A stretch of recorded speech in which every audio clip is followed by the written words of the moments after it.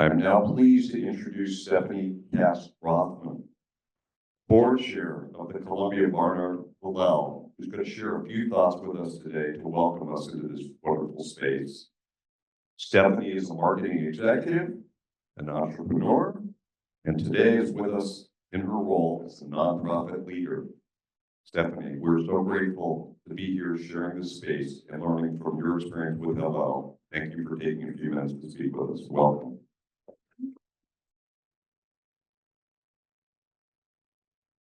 Welcome everyone to Columbia Barnard Hillel and to the Kraft Center for Jewish Student Life. Thank you, Jennifer and Carrie, for inviting me to meet you all this morning. It's an honor to host you in our building. I'm Stefanie Katz Rothman, chair of the board, Columbia College alum, and most importantly, parent of a current Columbia College student. I've been on the board since 2015, having served as development chair, board president, and now chair. I'm also involved with the university, serving on the College Alumni Association Board of Directors. My love for Columbia runs deep, although it has been tested over the past 15 months. Outside of Hillel, my leadership includes being an officer of my shul, Park Avenue Synagogue on the Upper East Side, as well as serving on the Jewish Life in the Neighborhood Committee at UJA Federation of New York. And actually on this committee, I serve as liaison for the wonderful JCC in Harlem.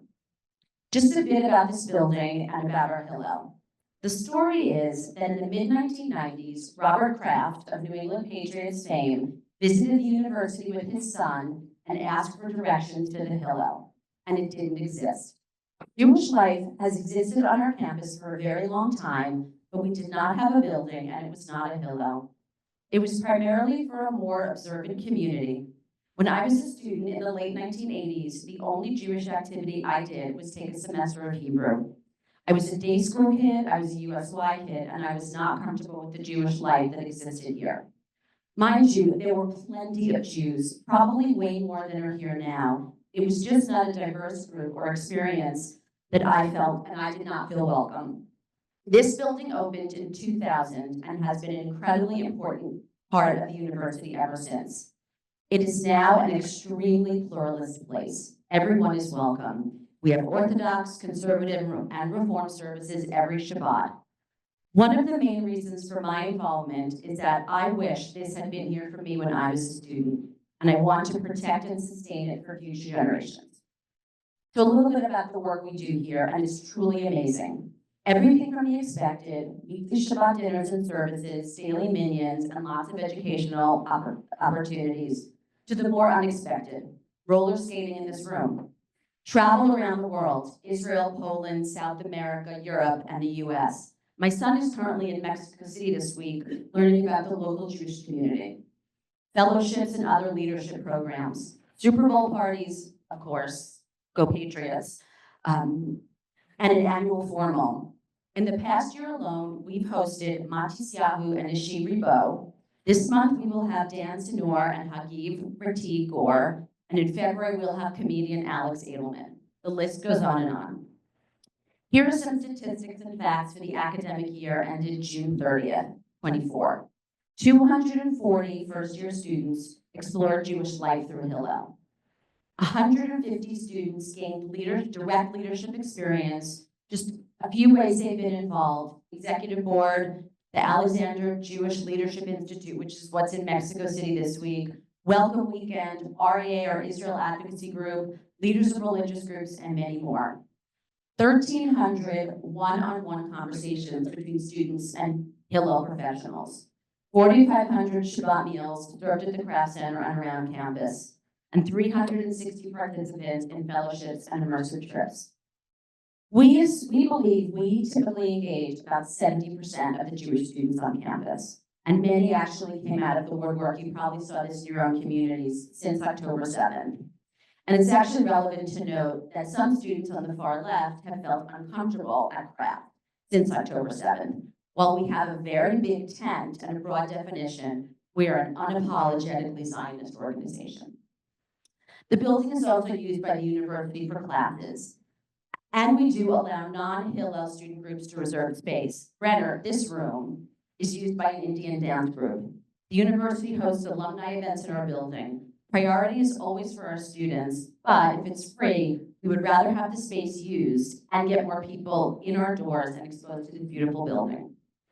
We now have over 22 full-time professionals who are dedicated to serving Jewish undergraduate and graduate students on campus. And fun fact, you may not know this, but Carrie Darcy spent many years here as our assistant director. While life at Columbia has changed after October 7th and significant issues exist at Columbia, so does a thriving, diverse, happy, joyful, and large Jewish community. I know everyone is aware that our university has been front and center in the media, who would lead you to believe that Columbia is the worst campus in America, perhaps in the world. Two words that get thrown around are cesspool and garbage. We have had a tough go of it since 10/7. That said, the protest movement has decreased for now, and any protests you have read about recently are on city streets and outside of university jurisdiction.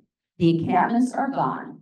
Both of these have made a huge difference in the environment on campus, but we are keenly aware they could come back.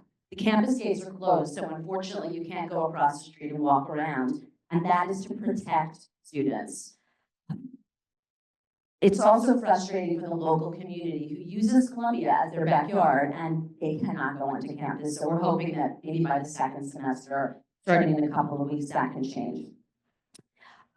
Our strong feeling is that the university has been too slow to deal with the problems, but we do keep trying. And our executive director, Brian Cohen, has been tireless and continues to push the university to do better. As the board of directors, there are almost 30 of us, primarily alumni and parents, representing many Columbia schools and graduating years, Jewish denominations, areas of expertise, and from across the U.S. Our role is consultative and fiduciary. We give our time and our treasure. We do not run the organization day to day. We believe our staff is the best in the movement, and they continue to rise to every occasion. It has certainly been a challenging year, and actually a challenging 5 years, given that we had pretty much just come out of the pandemic. I could not be more proud of our staff and our students. They are passionate and resilient. They are the pinnacle of Jewish communal leaders, and by all indications from our students, our future lay leaders, they will be in this room. The Jewish community is in very good hands. Thank you. Stephanie, thank you very, very much for providing us a history, an overview, current state, and really appreciate, how you share, that it is the community, it's the outreach and bringing everybody under the tent, and we appreciate that. So appreciate all your efforts and work. Thank you for being with us today.